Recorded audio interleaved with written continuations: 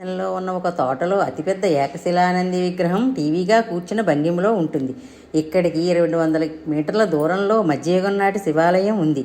ఇక్కడ దాదాపు 30 అడుగుల ఎత్తున పాము చుట్టుకుని ఉన్నట్లున్న శివలింగం ఆరుబయట ఉంటుంది. చక్కటి శిల్పచాతుర్యంతో కూడిన స్తంభాలు, మండపాలు, అనేక శివలింగాలతో కూడిన ఈ గుడిలో ఇప్పటికీ పూజలు జరుగుతూ ఉంటాయి. ఈ దేవాలయం పెద్ద ఆవరణ కలిగి మధ్యస్థంగా గుడితో సుందరంగా ఉంటుంది. ఇచ్చటి వీరభద్రుని ఆలయాన్ని 15-16వ శతాబ్ది మధ్యకాలంలో విజయనగర ప్రభు అచ్యుతరాయుల కాలంలో పెనుకొండ సంస్థానంలో కోశాధికారిగా ఉన్న విరూపಣ್ణ కట్టించాడని ప్రతీతి. ఇక్కడ మూలవిరాట్టు వీరభద్రస్వామి గుడి లోపల ఒక స్తంభానికి దుర్గాదేవి విగ్రహం ఉంది. మామూలుగా దేవుడు మనకు గుడి బయట నుండే కనబడతాడు. వీరభద్రస్వామి ఉగ్రుడు కాబట్టి అతని చూపులు నేరుగా ఊరి మీద పడకూడదు అని గుడి ద్వారం కొంచెం ప్రక్కకు ఉంటుంది. గుడిలోని పైకప్పు కలంకారీ చిత్రాలతో తీర్చిదిద్దబడింది.